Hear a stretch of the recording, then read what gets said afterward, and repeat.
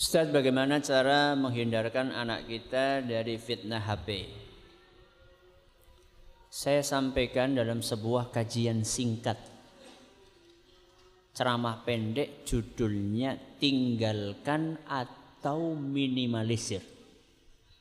Apa judulnya? Tinggalkan atau minimalisir. Jadi kalau kita pengen anak kita tidak kecanduan HP, mulailah dari orang tuanya, jangan kecanduan HP. Saya tanya, yang kecanduan HP itu anak tok atau orang tua juga ada yang kecanduan? Orang tua. Podo wae. Bagaimana jenengan pengen anak jenengan gak kecanduan HP, sedangkan jenengan setiap diajak ngobrol sama anak matanya ngelihat kemana? HP. Betul? Betul.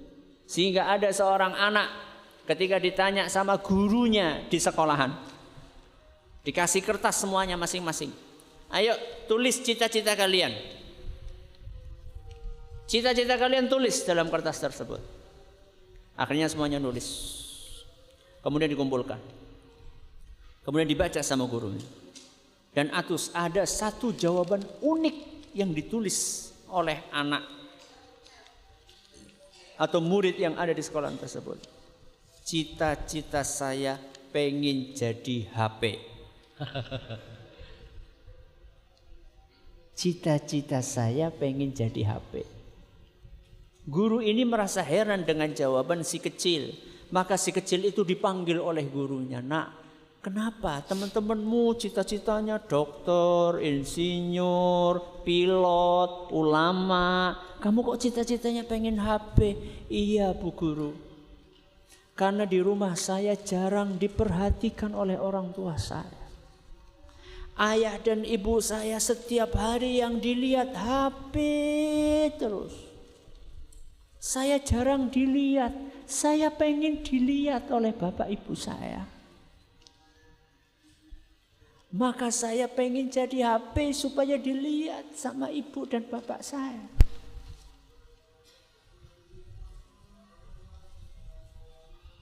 Ini realita yang pahit. Kita makan satu meja, bapak, ibu, anak.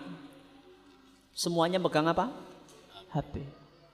Kapan ada interaksi? Kapan ada interaksi dengan anak-anak kita?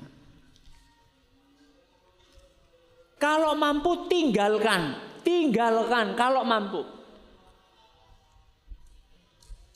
Apa bisa hidup? Bisa. Siapa bilang nggak bisa hidup? Dahulu mbah-mbah kita nggak megang HP, bisa hidup atau tidak? Bisa. Siapa bilang nggak bisa hidup tanpa HP? Bisa.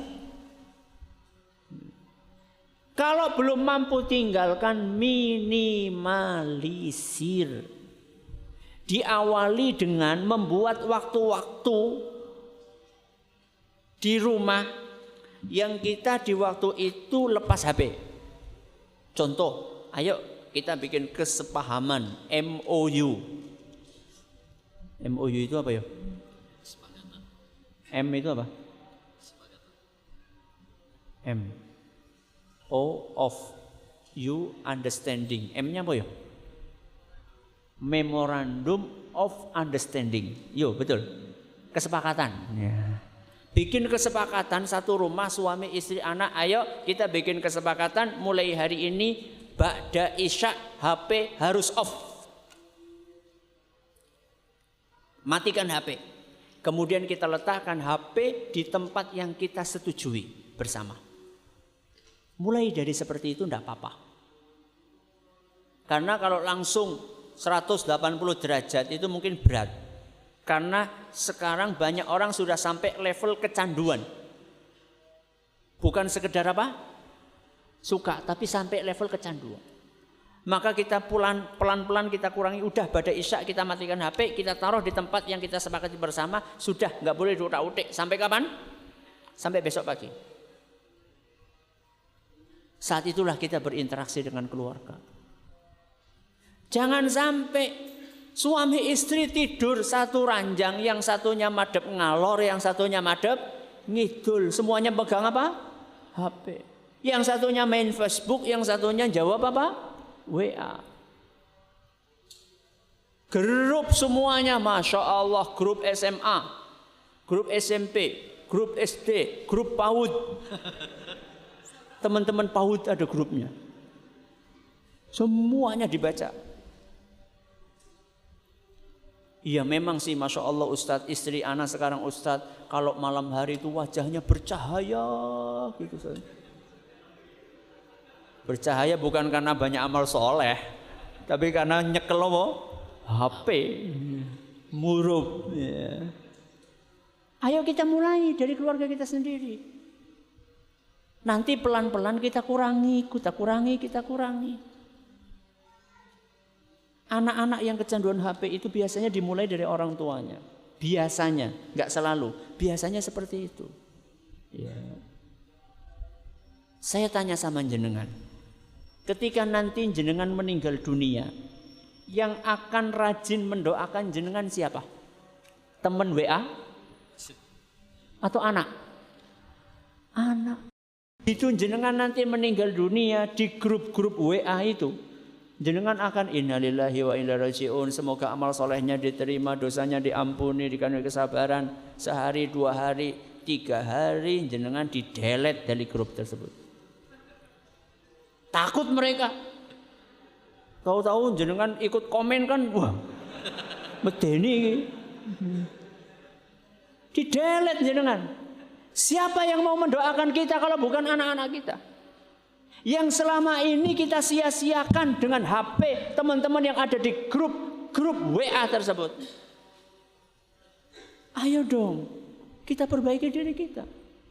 Syekh Abdul Razak hafizahullah ta'ala Al-Badr, beliau pernah menyampaikan, seandainya intensitas kita untuk membuka Al-Quran dan mengkaji kandungannya seperti intensitas kita hari ini untuk membuka HP, niscaya akan ada perubahan dahsyat dalam kehidupan kita. Apa intensitas? Intensitas nopo? Tingkat keseringan kita. Seandainya tingkat keseringan kita untuk membuka Al-Quran dan mengkaji isinya seperti tingkat keseringan kita untuk membuka HP, akan ada perubahan dahsyat di dalam kehidupan kita. Kenapa perubahan itu tidak ada?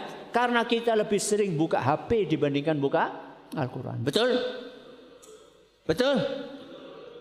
Semangat. Sepakat kan? Ijma. Ayo perbaiki. Mulai dari diri sendiri. Mudah-mudahan bermanfaat.